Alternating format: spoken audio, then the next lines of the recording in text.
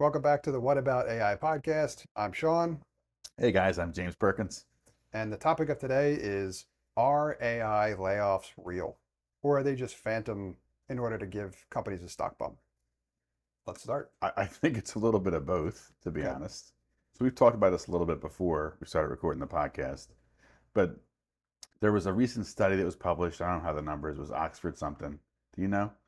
Yes, it was Oxford Economics, I believe, Okay, and so it it was came out in January. 4.5%. Is that the number? 4.5% were real in terms of what layoffs they were attributing to AI.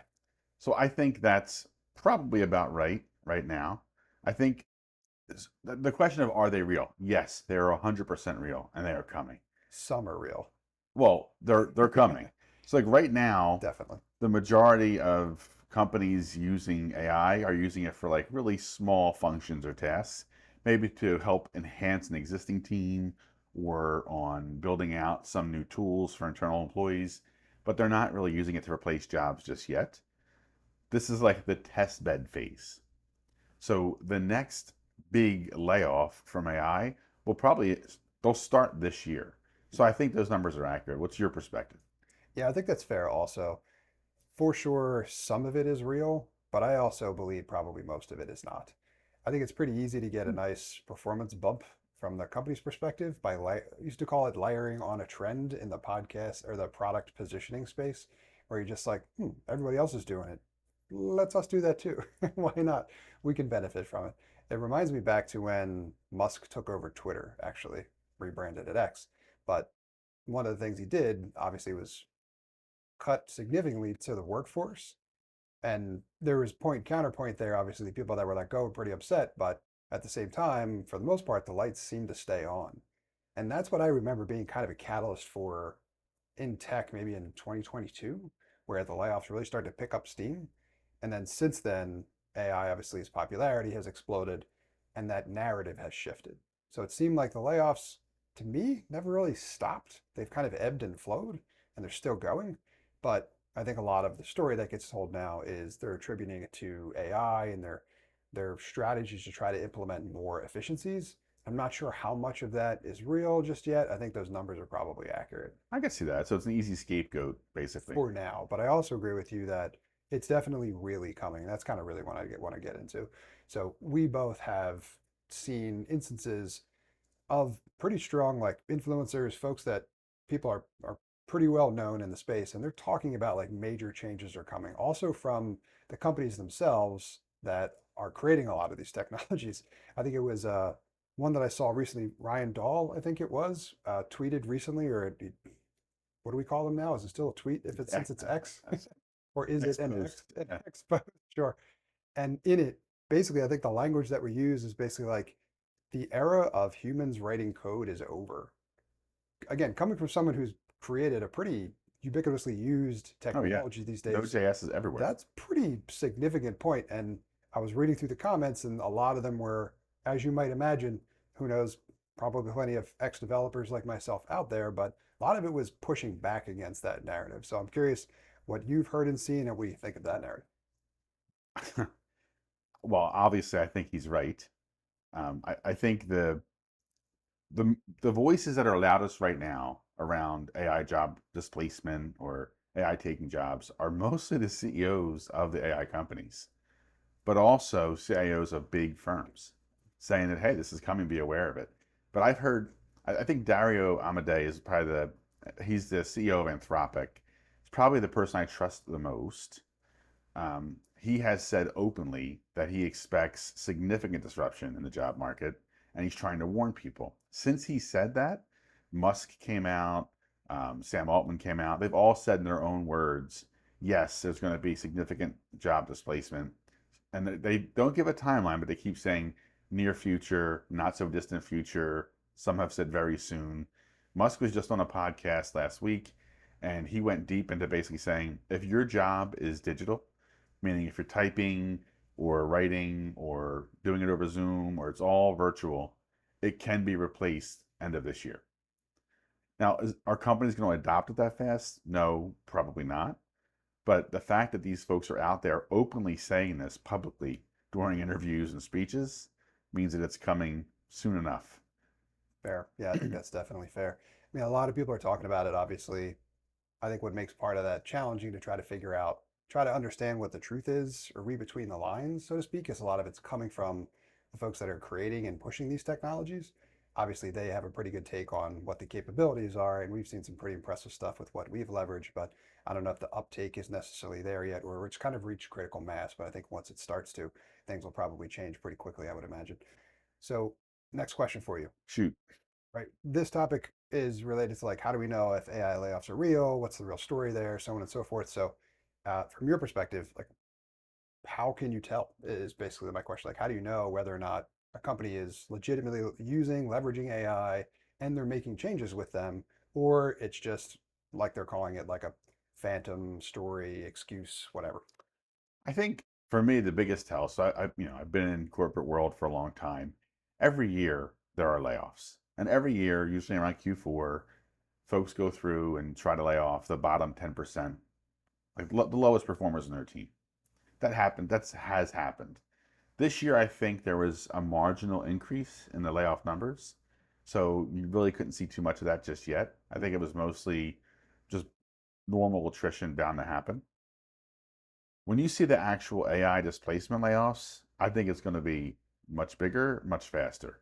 So once, let's say, a big retail company can replace X number of their employees using a digital tool, they're not going to just do it in phases or stages. You're going to see testing, testing, and then a mass rollout. But that includes a mass layoff. And you're starting to hear some of those numbers projected for this year by like Microsoft. I think they gave a radical number of software developers that are going to lay off. It's being talked about and planned right now. But the action of actually laying folks off, I expect will be end of this year, early next. Yeah, I think that timeline lines up with how I've been envisioning it as well. Also, the tech is there, the capabilities are there, but as we know, with any new technology, time will really tell in terms of what it looks like from an adoption perspective, and that's difficult, right? Because there's a big shift. Yeah. People need to go from how they were doing it before to how they're doing it now. So my take on this topic in terms of like how to know whether or not it's real or if it's phantom bumps or whatever, I think like the report mentioned, most of it now probably just taking advantage of the opportunity to do exactly what you said, which is what they're always trying to do, look for ways to like become more profitable. And that oftentimes, unfortunately, means taking an axe to the workforce to a certain extent. I think a lot of that has yet to kind of reach, get traction at scale thus far. But in terms of knowing whether or not it's real, my advice for folks would probably be like, look at what your company is actually doing. Yeah. Like, how has your workflow, your process, the tool suite that you have access to changed? Are they giving you access to these things? Can you actually use them? Are they actually producing value? And what does your team say? And not just like team members who are maybe a little bit hesitant or resistant to adopt the technology or whatever, but people that have actually tried it and given you arguably as objective as an opinion as they can on its level of effectiveness. One example I'll give is, worked in corporate myself as well too, but I've also done a lot of consulting in recent years. Client I was working with last year, basically the product was software, so it was a SaaS company essentially. And unlike how things used to work, where we had teams of designers and they would do design work in Figma and all that other kind of stuff as we were workshopping like different features on the roadmap and everything, they were starting to leverage more of the like lovable type tools and magic patterns and these like web-based tools where you can go from natural language basically right to like front end functionality and UI that is functional. And as soon as that started to get incorporated into the process, it really called into question whether or not we were going to do the design work the same way. So I could see kind of the shift happening. Didn't happen yet, and we still had a bunch of designers. Fortunately, they did end up going forward with those layoffs, but that kind of was an indicator for me, a leading indicator of like, here's what may be coming here. Yeah, I couldn't agree more. I think, unfortunately, the layoffs are coming. And if you're not willing to adopt the tech, then you're going to be part of it.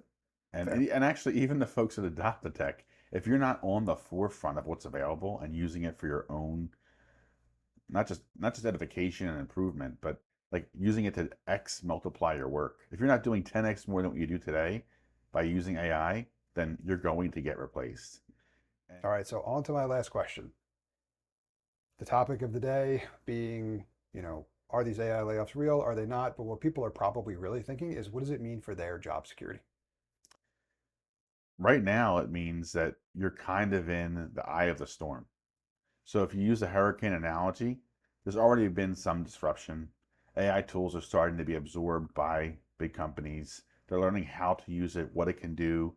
A lot of folks kind of did their litmus test 2 years ago. It has changed dramatically since then. So this is a period where everything's sort of status quo. Yes, layoff numbers were increased a little bit, but things are kind of okay. The back end of the storm, the worst part of the storm is coming. And I'm not trying to say that to be, you know, doomsay or Captain Doom over here.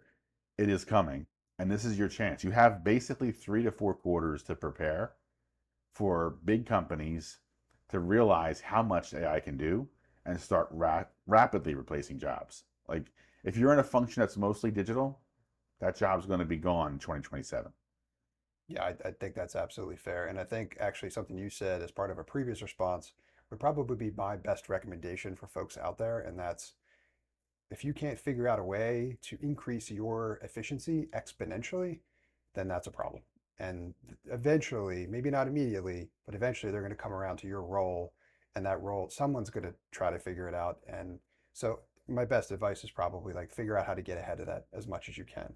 Even if you can't do it in your current role or your current company because they're not empowering you with the right tools and resources and stuff like that, or they're not ready to make the change themselves, upskill yourself to be prepared for it, whether they make a change, whether or not it's something that's within your control. At least you will prepare yourself for what might be coming, and then you can take that new skill set with yourself elsewhere and implement it, at an organization that is leaning into those technologies, which is probably inevitable. Yeah, the old adage was if you want to be irreplaceable, automate yourself. Now it's if you want to be irreplaceable, multiply yourself. Yeah, that's a good one. Solid soundbite. Very cool. So that's the topic for today. You want to wrap us up? Yeah, I think the big thing for folks to know is we do care about what's happening. Definitely. We started this entire podcast around the intent to help everyone get through this transition period.